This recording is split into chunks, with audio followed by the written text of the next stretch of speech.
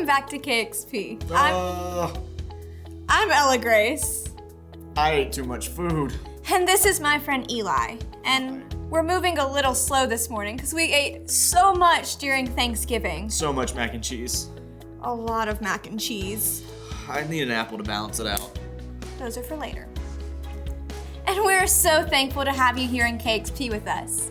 Well, today we're going to be wrapping up Joseph's story. But first, we have a friend to tell us all about the Bible verse. You paying attention? Let's throw it over to them. And the memory verse is, He remembered us when we were in trouble. His love continues forever. Psalms 136:23. I just love this memory verse. This week is our last chance to read it together. So let's throw it up on the screen, open our Bibles, and read it as loud as we can. He remembered us when we were in trouble. His love continues forever. Psalms 136:23. Man, I'm so thankful that that was our Bible verse for this month. Let's remember to hide it in our hearts and not forget about it. Our friend also has the big idea for us. Let's throw it over to them. And the big idea is God's promise. He will always remember you. What a big idea that God's promise is this. He will always remember you. Hey Eli, I know that Thanksgiving was recently, and I know we saw lots of family that we haven't seen in forever.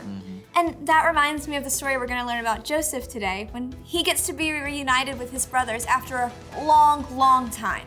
So how about we all lean in and listen to the story Miss Jana's about to tell us. Welcome back to KXP. I'm Jana. I don't know about you, but I am so stuffed from all of the good food I ate during Thanksgiving. I had turkey and dressing and way too many desserts to count. What about you? What was your favorite Thanksgiving food? All this talk of food reminds me of Joseph's story. Last week we learned how God blessed Joseph and put him in a position of power under Pharaoh. He was the king of Egypt.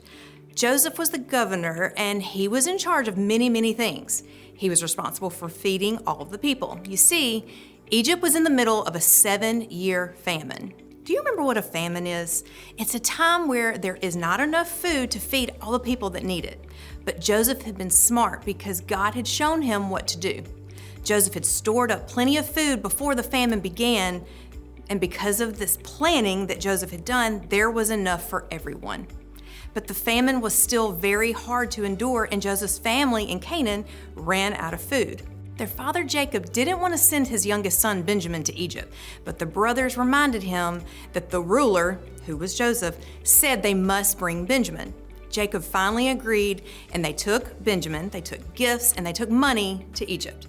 When Joseph saw Benjamin, he was so happy. He invited all of his brothers to a big meal.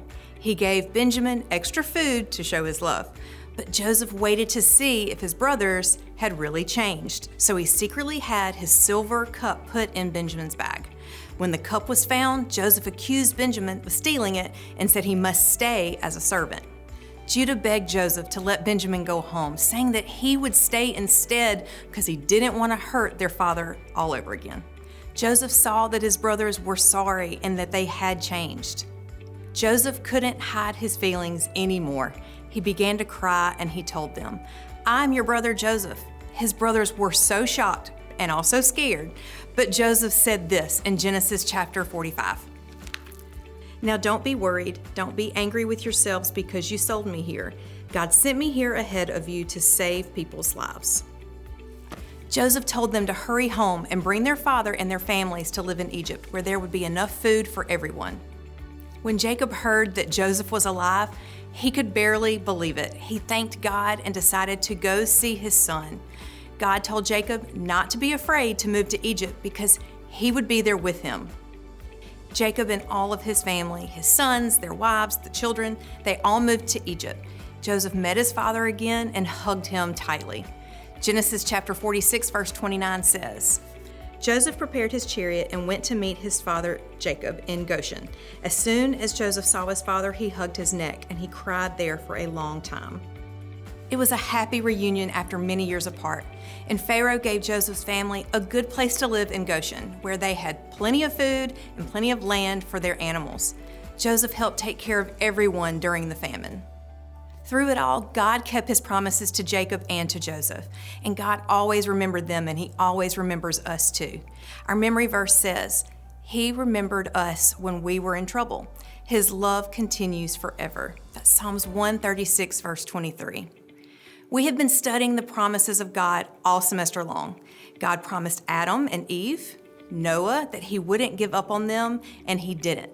God promised Abraham and Isaac that he had a purpose for them, and he did.